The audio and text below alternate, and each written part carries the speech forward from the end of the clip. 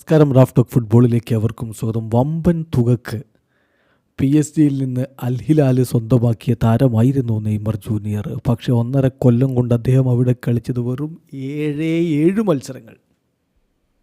Flop എന്ന് പറഞ്ഞാൽ utter flop ട്രാൻസ്ഫറാണിത് എന്ന കാര്യത്തിൽ ആർക്കും തർക്കമുണ്ടാവില്ലല്ലോ. ഇപ്പോൾ നമ്മൾ പരിശോധിക്കുകയാണ് ഫുട്ബോൾ ചരിത്രത്തിലെ ഏറ്റവും ഫ്ലോപ്പായ 10 ട്രാൻസ്ഫറുകൾ. ഈ സ്ഥാനമൊക്കെ കൊടുത്തിരിക്കുന്നത് goal.comൻ്റെ ലേഖനം അനുസരിച്ചാണ്. സോ 10ാം സ്ഥാനത്ത് രണ്ടാൽ കൊളമുവാനി, ഐൻട്രാക്ട് ഫ്രാങ്ക്ഫർട്ടിൽ നിന്ന് PSG-യിലേക്ക് അദ്ദേഹം 2023 ട്രാൻസ്ഫർ ആവുന്നു. അന്ന് PSG ഐൻട്രാക്ട് ഫ്രാങ്ക്ഫർട്ടിന് കൊടുത്തത് 80 മില്യൺ യൂറോയായിരുന്നു. പക്ഷേ അത്ര മികച്ചൊരു പെർഫോമൻസ് അല്ല അദ്ദേഹത്തിന് അവിടെ കളിക്കാൻ കഴിഞ്ഞത് എന്നുള്ളത് എല്ലാവർക്കും അറിയാം.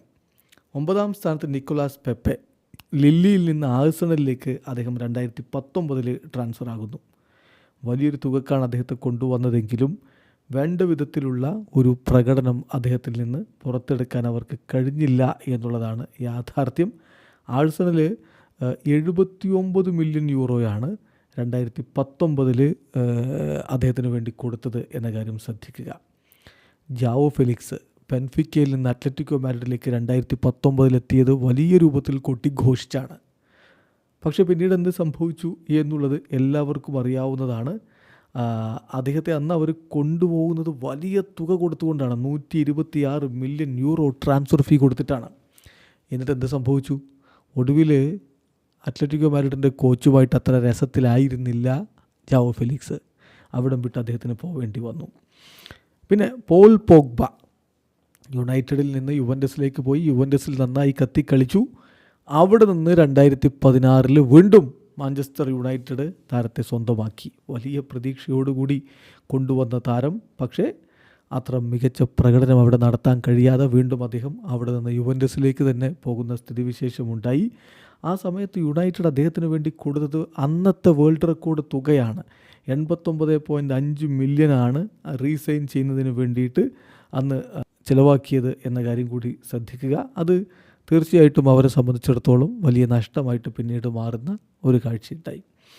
റൊമേലു ലുക്കാക്കു ഇൻ്റർ മിലാനിലേക്ക് 2021 ഇൻ്റർ മിലാനിൽ നിന്ന് ചെൽസിയിലേക്ക് അദ്ദേഹം വീണ്ടും എത്തിയ സമയം അത് പിന്നീട് വലിയ രൂപത്തിൽ ഫ്ലോപ്പായി മാറി. ഒടുവിൽ എന്തൊക്കെയാണ് ലുക്കാക്കുവിൻ്റെ കാര്യത്തിൽ സംഭവിച്ചത് എന്ന് എല്ലാവർക്കും അറിയാമല്ലോ.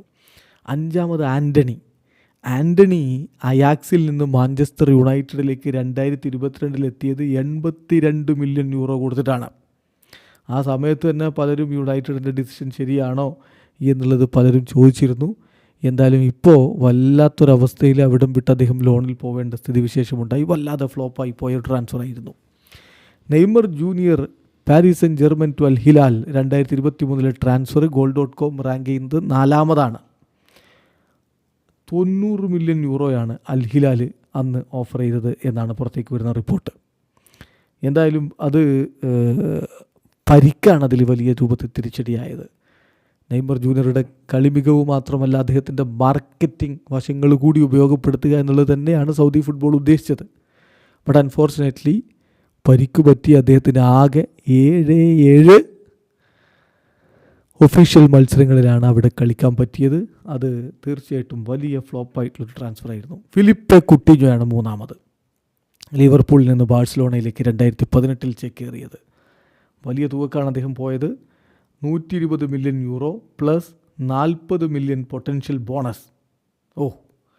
ആ സമയത്ത് ലിവർപൂളിൽ അങ്ങനെ മിന്നിക്കത്തിയതാണ്. പക്ഷേ ബാഴ്സയിലേക്ക് എത്തിയിട്ട് ഒട്ടും തന്നെ ആ പഴയ ലിറ്റിൽ മജീഷ്യനെ നമുക്ക് കാണാൻ കഴിഞ്ഞില്ല. അവിടെ ഇവിടെ ചില മിന്നലാട്ടങ്ങൾ കണ്ടു എന്നത് മാത്രമേ ഉള്ളൂ. എദൻ ഹസാർഡ് 2ാമത്.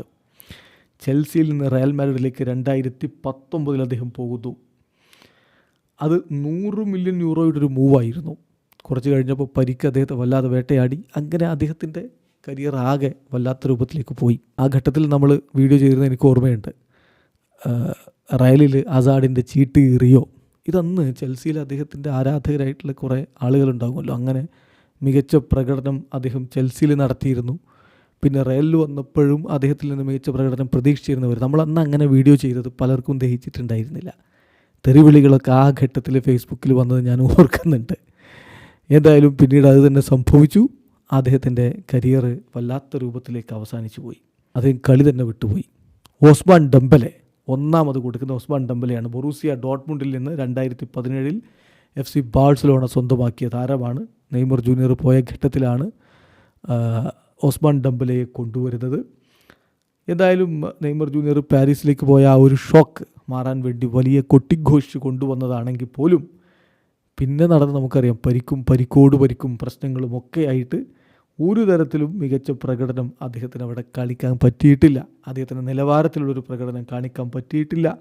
അദ്ദേഹത്തിൻ്റെ പ്രൈസ് എന്ന് പറയുമ്പോൾ 105 മില്യൺ ഇനീഷ്യൽ ആയിട്ട് കൊടുത്ത 105 മില്യൺ യൂറോയാണ് എന്നുകൂടി ഓർക്കണം. അത് വലിയ രൂപത്തിൽ നഷ്ടമായിരുന്നു. ഇതാണ് ഇപ്പം goal.com ലിസ്റ്റ് ചെയ്യുന്ന ഏറ്റവും ഫ്ലോപ്പായ 10 ട്രാൻസ്ഫറുകൾ. നിങ്ങൾക്കൊരു പക്ഷേ ഇതിലൊക്കെ വ്യത്യസ്തമായിട്ടുള്ള അഭിപ്രായങ്ങൾ ഉണ്ടാവും. അത് നമ്മുടെ കമൻറ്റ് ബോക്സിൽ രേഖപ്പെടുത്തി. വീഡിയോ സാധിക്കുന്നു. ഫുട്ബോൾ ലോകത്തെ കൂടുതൽ വിശേഷങ്ങളുമായി റാഫ് ടോക്സ് എത്താം.